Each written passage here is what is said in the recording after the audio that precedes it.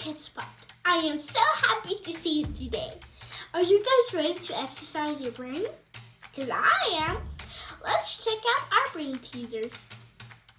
Exercise your brain by shouting out the answers to some brain teasers. What is black or brown and sounds like a cat? A bat. How many seconds are in a year? 12. January 2nd, February 2nd, March 2nd. You get it. What has a ring but no finger? The planet Saturn. Great job, friend. It doesn't become any easier. Well, our brain is ready. Let's get our hearts ready for today's Bible story. I was thinking. About a story in the Bible? Yep. Nailed it. Give me a hint. Okay. Well, off the top of my head, this story has a lot of names that start with the letter B. Benjamin? Bartholomew? Barnabas? Belteshazzar? Baby Jesus? No, none of those, but I'm impressed. The guy I was thinking of was named Balaam, and his story teaches us a lot about our thoughts. Balaam, huh? What's up with him? So Balaam was a prophet. Oh, this I know. He was getting those texts straight from the big guy himself. Kinda. Prophets got messages from God to give to his people, but not text messages. And to really understand Balaam's story, we've got to start with Balak. Who? Balak. He was a king. Sweet! Living that palace life. And I'm tracking with that bee thing now. God's people were moving near the king's property, and he got worried that they might start to take over. Always worried about an invasion, am I right? Hashtag King Probs. Oh boy. I guess so. King Balak sent some of his men to see Balaam and asked him to put a curse on God's people. A curse like, may you get the hiccups for 500 days straight. Or, may a bee fly into your mouth while you're skateboarding. Whoa, harsh.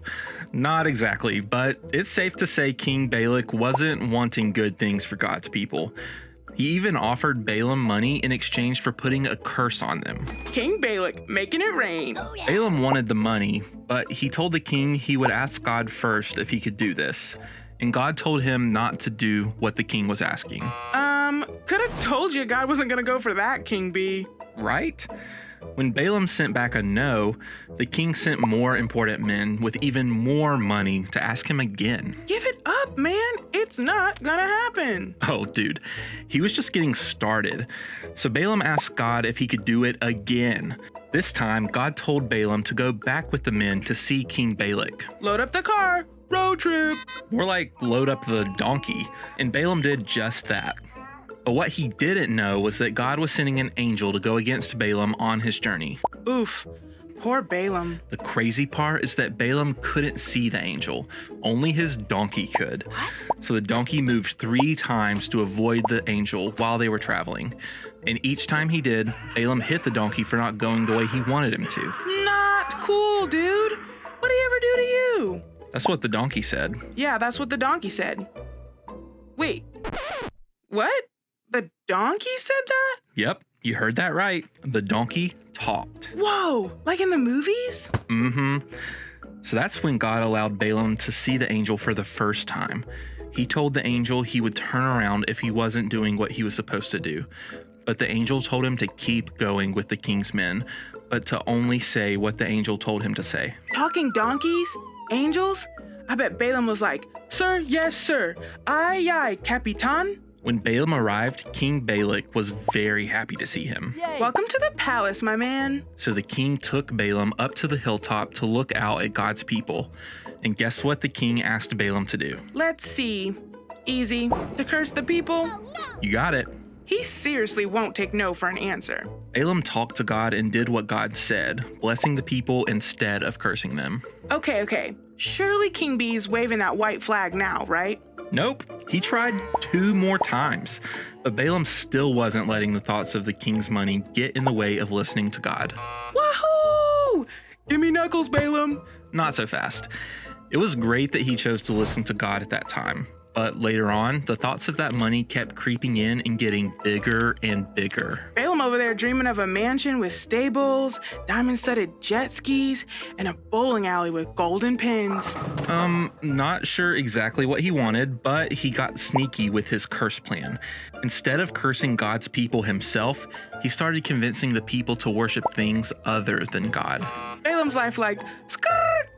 Major U-turn. Yeah, so God punished his people for how they disobeyed, and Balaam was the mastermind behind it all. And joining all the famous villains in the Wickedness Hall of Fame is Balaam. Dude, it's so sad, right?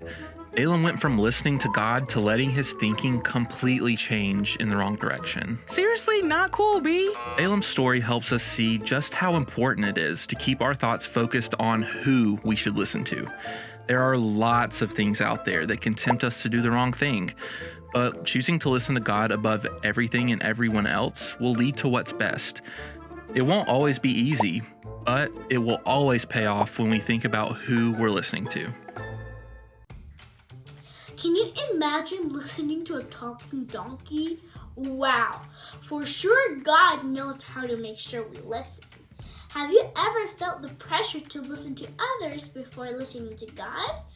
I have sometimes, but today's class reminded me to pay attention to Him, to whom I'm listening to the most. Seriously, friends, listening to God makes a huge difference in our lives. Well, let's get ready to practice our memory verse. 1, 2, 3. Don't live the way the world lives. Let your thinking be completely changed. Then you will be able to test what God wants for you.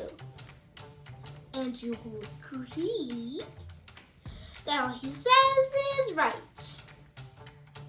Romans 12:2. Perfecto, amigos. See you next week and have a fun time.